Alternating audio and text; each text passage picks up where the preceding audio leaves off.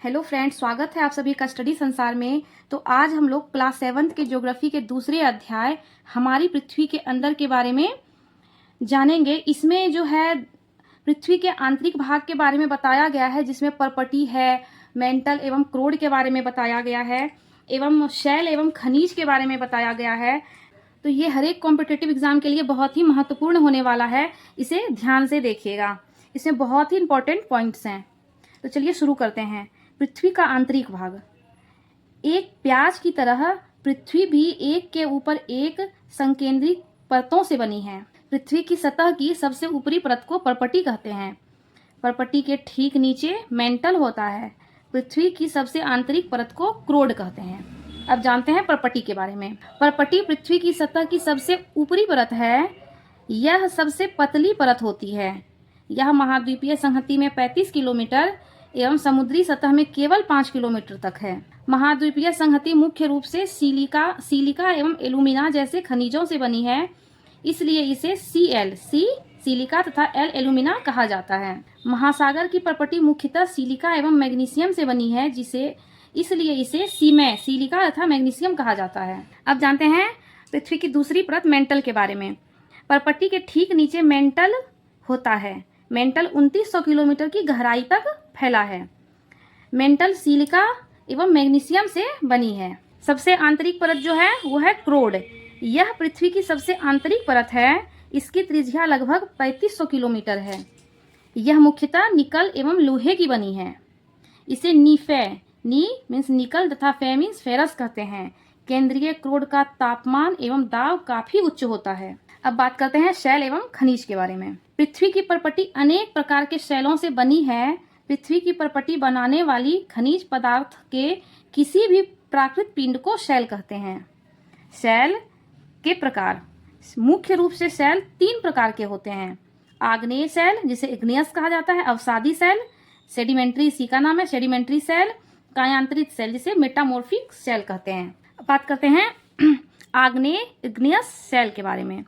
द्रवित मैग्मा ठंडा होकर ठोस हो जाता है। इस प्रकार बने शैल को आग्नेय शैल कहते हैं।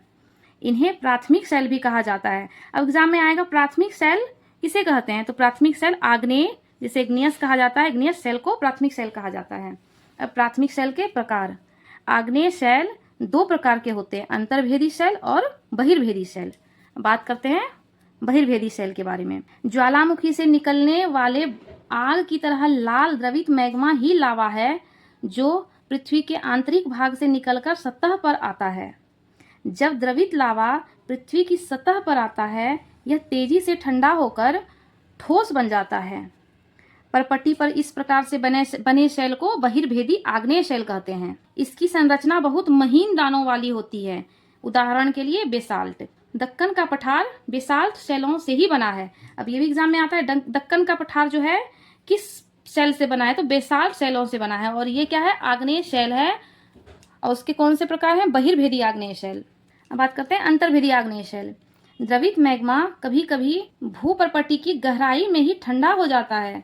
इस प्रकार बने शैल को अंतर्भेदी आग्नेय शैल कहते हैं। धीरे धीरे ठंडा होने के कारण ये बड़े दानों का रूप ले लेते हैं। उदाहरण के लिए ग्रेनाइट जो है अंतर्भेदी आग्नेय शैल है। लेई, मसालों तथा दानों का चूर्ण बनाने के लिए जिन अपघर्षण पत्थरों का उपयोग होता है, वे ग्रेनाइट के बने होते हैं। अब दूसरे शैल के बारे में बात करेंगे, उससे पहले अवसाद क्या होता है, किसे कहते हैं, उसके बारे में जानते हैं। शैल लुढ़क कर, चटक कर तथा एक दूसरे से टकरा कर छोटे छोटे टुकड़ों में टूट जाती है। इन छोटे कणों को अवसाद कहते हैं। ये अदृढ़ अवसाद दबकर एवं कठोर होकर शैल की परत बनाते हैं। इस प्रकार की शैलों को अवसादी शैल कहते हैं। उदाहरण के लिए बलुआ पत्थर रेत के दानों से बनता है।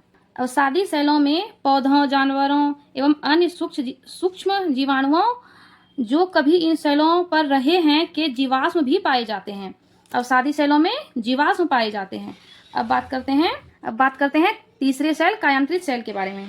आग्नेय एवं अवसादी शैल उच्च ताप एवं दाब के कारण कायांतरित शैलों में परिवर्तित हो सकती है। उदाहरण के लिए चिकनी मिट्टी स्लेट में एवं चूना पत्थर संगमरमर में परिवर्तित हो जाता है। तो संगमरमर जो है कायांतरित शैल का उदाहरण है। शैल चक्र किसे कहते हैं? एक सेल से दूसरे सेल में परिवर्तन होने की प्रक्रिया शैल चक्र कहलाती है। विश्व की सबसे गहरी खान दक्षिण अफ्रीका में स्थित है तथा इसकी गहराई 4 किलोमीटर है। मपोनेंग खान जो गोल्ड माइन है। स्थान गाउटेंग प्रांत, दक्षिण अफ्रीका। ये विश्व की सबसे गहरी खान है। पृथ्वी की आयतन का केवल 1% हिस्सा ही परपटी है। 84% मेंटल एवं 15% हिस्सा क्रोड है। पृथ्वी की त्रिज्या 6371 किलोमीटर है।